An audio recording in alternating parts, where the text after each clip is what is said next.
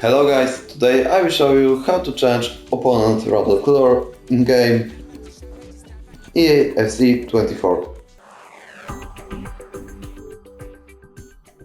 First, move knob to top and select the gear. Go to the category settings. Go move knob to right and select game settings.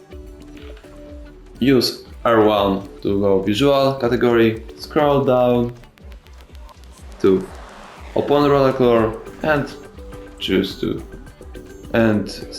switch this to red, blue, green, purple, orange, white, black or default. Thank you very much for watching this video. Like, subscribe and comment this channel. Bye.